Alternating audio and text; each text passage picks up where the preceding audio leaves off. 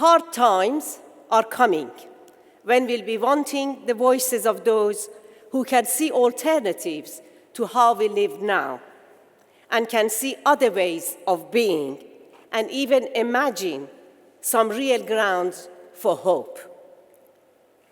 These are the words of Ursula Le Guin, a renowned speculative fiction writer, spoken at one of her award ceremonies.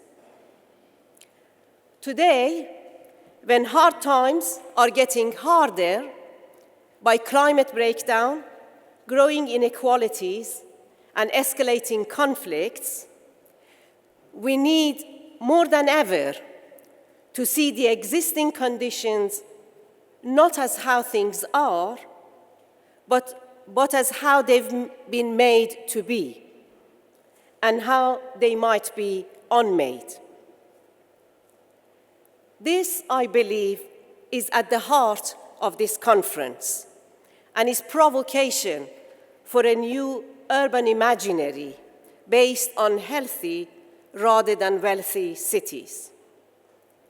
I'm going to talk a little bit about what this transformation entails and how planning as a prefigurative practice can contribute to it. Before that, a quick reminder of how things are made to be. First, we are led to believe that we can conquer and exploit nature with little consequences. This human-centered view of the world underlines our fossil-fueled economies, which are responsible for the existential crisis of climate change, for the collapse of biodiversity, for wide-ranging pollutions, and for the destruction of natural habitats.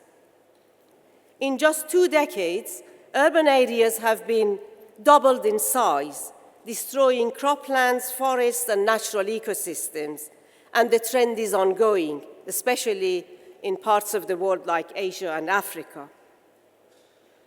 As economists themselves suggest, economics is ecologically illiterate. GDP doesn't account for negative effects of growth on ecological deterioration or destruction. In fact, ecological catastrophes such as BP oil spill or deforestation of Amazonian rainforest can even generate an increase in GDP. So the pursuit of endless growth can become our blind spot. As philosopher Midgley put it, it prevents us from seeing the destruction of our own life support system. Second, we are led to believe that growing income leads to a growing life satisfaction and well-being. Yes, it is true that material goods provide us with food, shelter, health, and education. They also have symbolic social values and give us a status, identity, and affiliation. But as numerous surveys and studies have shown, our life satisfaction doesn't keep going up beyond a certain level of income. As this chart shows, countries such as Denmark and New Zealand have higher levels of happiness than, let's say, America, but significantly lower income levels. At the level of individuals, conspicuous consumption creates anxiety, leaves us at the mercy of social comparison, and hence has negative impact on our well-being. The iron cage of consumerism is a system in which no one is free. And there seems to be no getting off the hedonic treadmill of rising income and increasing consumption, which is bad for us and bad for the planet. Third, we're led to believe that economic growth lifts everyone up. But what has actually happened is that it's created islands of wealth in oceans of poverty.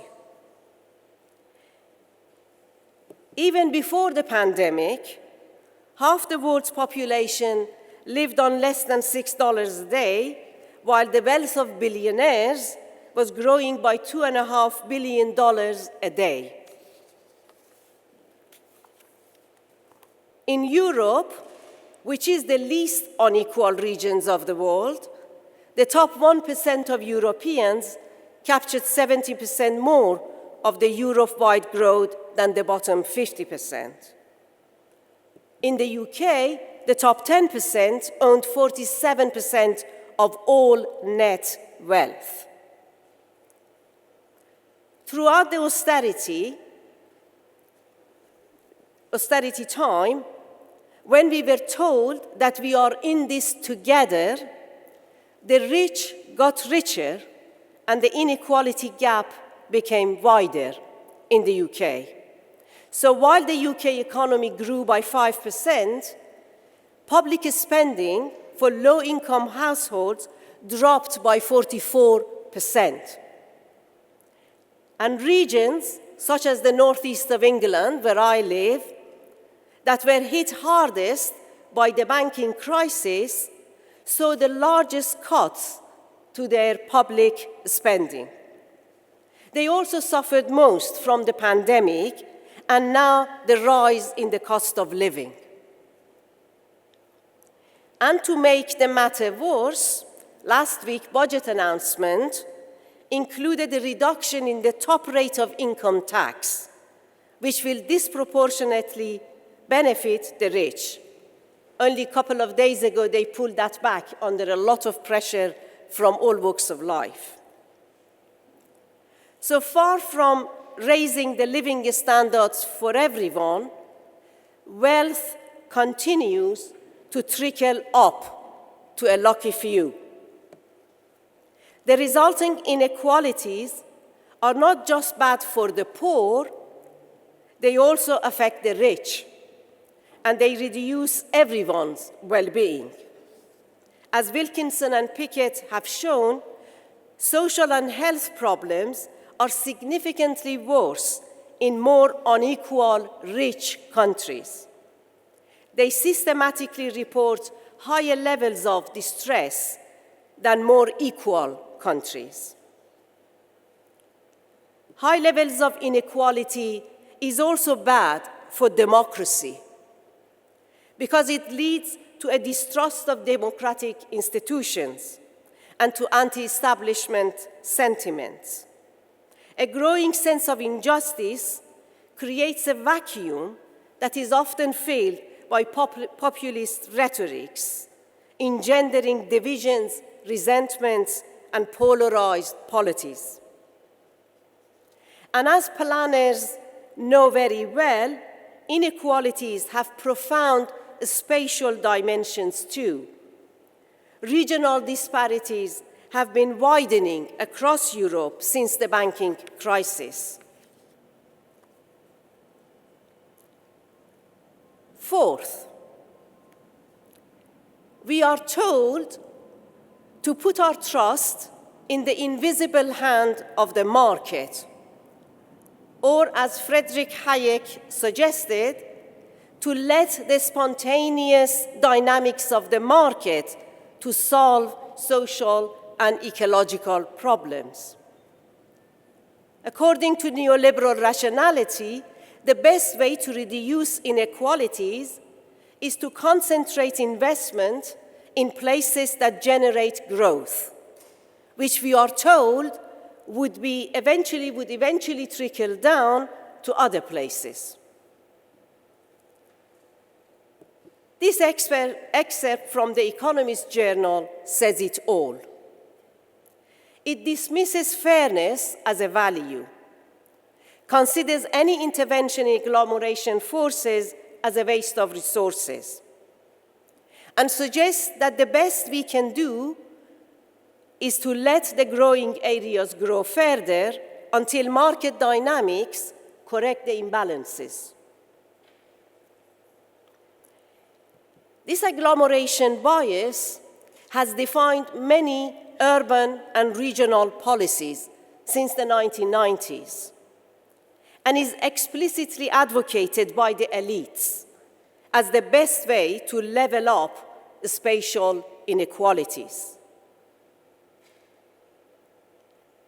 The trickle-down economics is reinforced by a persistent view that there is no need to invest in places that don't matter, i.e. cities that do not generate growth, because people can simply move to other cities where growth is happening.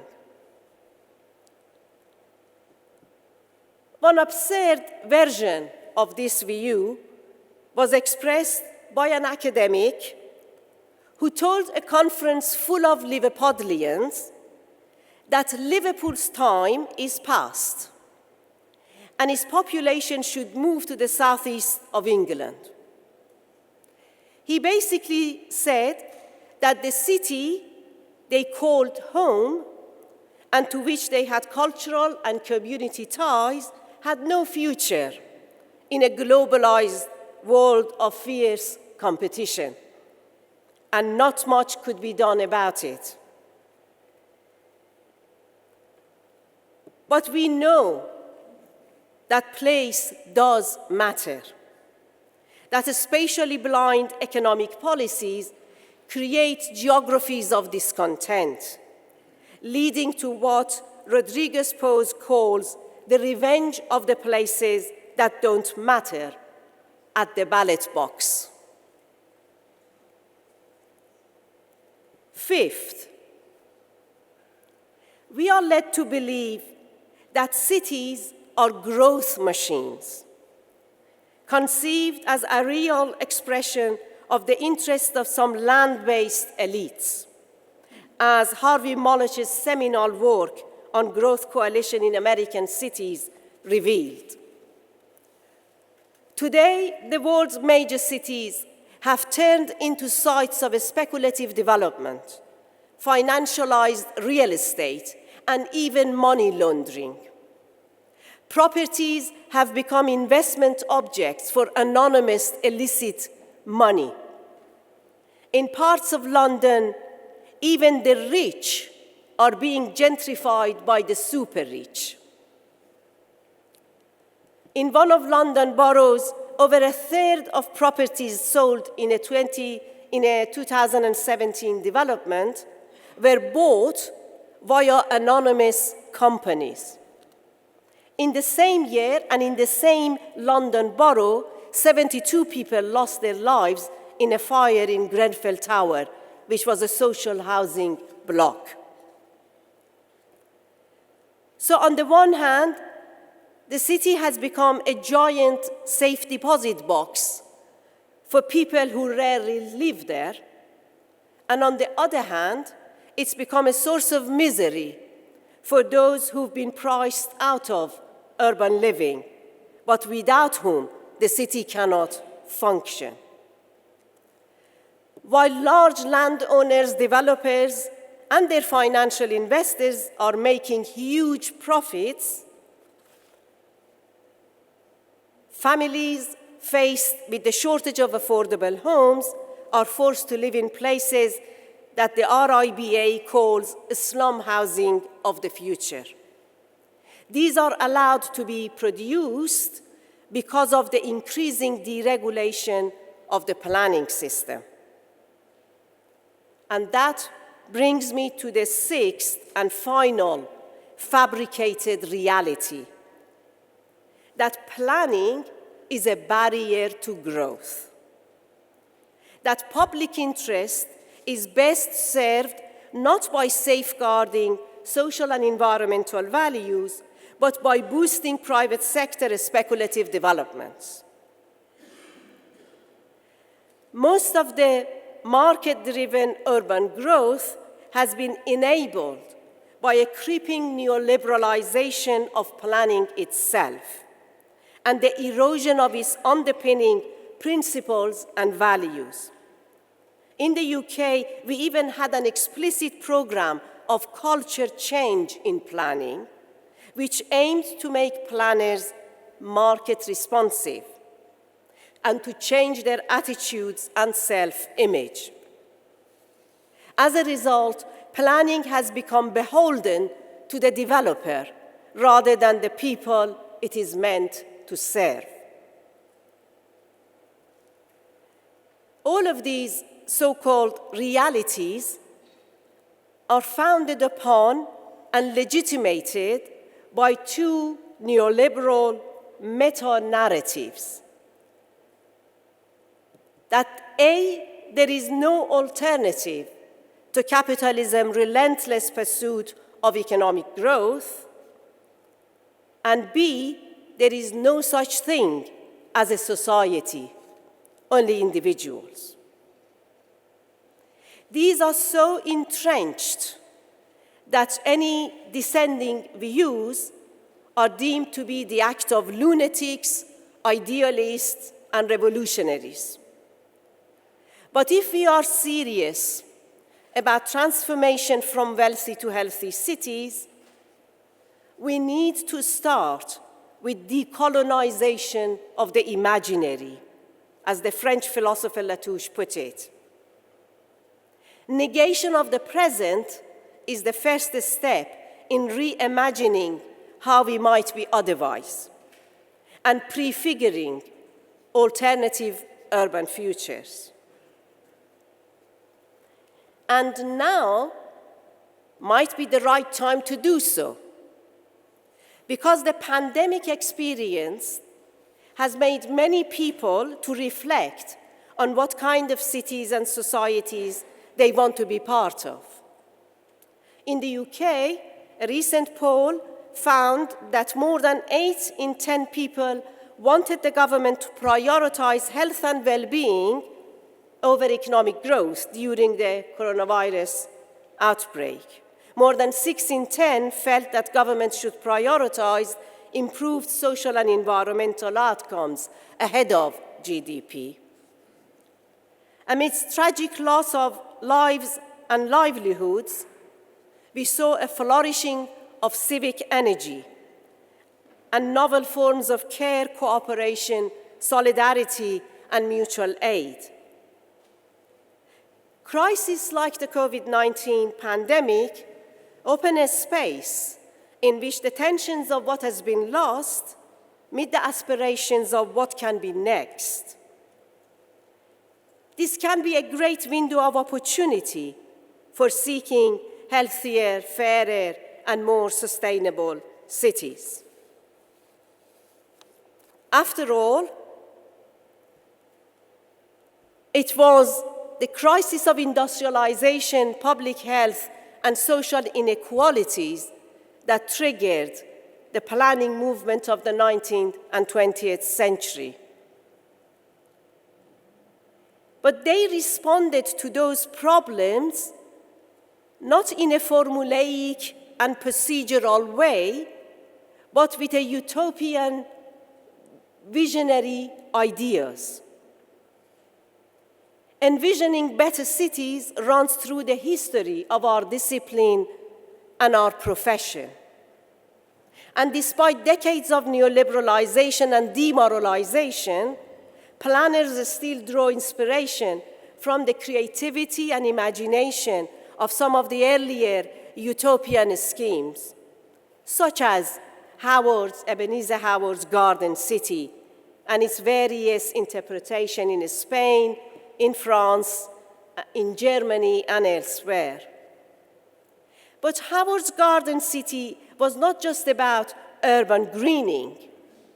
It was a social city where residents were to own the land and benefit collectively from its rising value. He wanted to create a cooperative Commonwealth alternative to the capitalist cities of the early 20th century. Much of the early modernist urbanism also followed visionary idealism of the influential Siam and their Charter of Athens. Like Howard's social city, Siam's functional city was also a city of salvation, in which the disposition of the land would satisfy the needs of the many as well as those of the individual.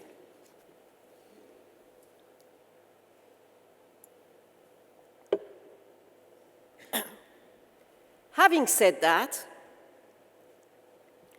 I do not for a moment suggest a return to the elitist and alienating aspects of modernist urbanism. Neither do I suggest a revival of a Corbusian obsession with scrapping the so-called old, unplanned, irrational city and building on a clear site, and according to a rigid blueprint drawn by expert planners who know best. I know too well, not least from Jane Jacobs' powerful critique, how such top-down unifying prescriptions led to the death of great American cities and left a trail of horrors in cities and towns elsewhere.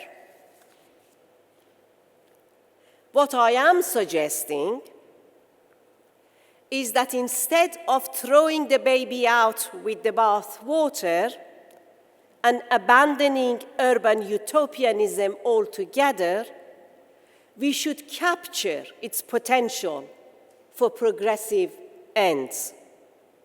We need to grasp the utopian impulse, which is not only an irrepressible part of human spirit, but also a vital force in urban planning and its progressive intents. Such an impulse is the energizing force behind what I call prefigurative planning. But unlike traditional utopianism, which prescribed blueprints for perpetually postponed future, prefiguration is an action-oriented process for mobilizing change here and now. It is about envisioning alternative or utopic social spatial relations in the present and building the new in the shell of the old, but without limiting the new to the boundaries of the old. In doing so, prefigurative planning can mobilize concrete hope.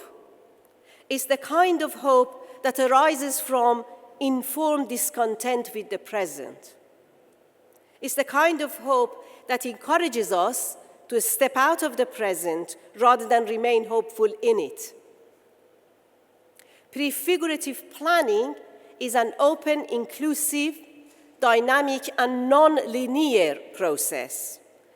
A process of disrupting dominant imaginaries, opening new perspectives on what might be, and harnessing existing transformative potentials. And as such, and because of that, it is riddled with tensions and contestation. It's not all a smooth ride, and it has uncertain outcomes. Because unlike the command and control approaches of the modernist visions, prefigurative planning resists a stage-managed closure. It operates within the democratic bounds of agonistic pluralism, in which dissenting voices are not muffled by the pressure to achieve consensus. Another feature of prefigurative planning, which sets it apart from the growing number of segregated and commercialized utopias, is that it doesn't start with a blank canvas and in isolation from the social and political context. Instead, it seeks to harness the potentials that exist in the cracks in the system. This difference is echoed in Peter Hall's insight about utopian planning. He once made a distinction between those who are good at understanding what was happening in the world and harnessing those trends, and those who just let their flight of fancies rove. Today, amongst myriads of things that are happening in the world, are so many different everyday practices by intentional communities, by community land trust, cooperative housing, transition towns, urban commons, community-led food initiatives, active travel, tactical urbanism, pop-up parks, and rewilding initiatives, and so on and so on. These self-organized community actions are challenging the normalization of unbridled growth and is underpinning neoliberal rationalities. And they're challenging them by pursuing what Ernest Bloch called the not yet reality. They are the change they want to see. Inspired by these civic energies, prefigurative planning can initiate, forge, and enable alternative ways of intervening in a space and time from within the conditions of the present, but as a means of disrupting how things are made to be and experimenting how they can be unmade. Of course, none of these are value neutral. They entail a shift from a techno-rational view of the world to a relational way of knowing and doing that is underpinned by an ethic of care, and that is care for humans, non-humans, and materials. In contrast to traditional utopian planning, prefigurative planning is a bottom-up collective practice that is co-produced with local communities, but it's catalyzed by reflexive and creative planners who are acting as agents of change.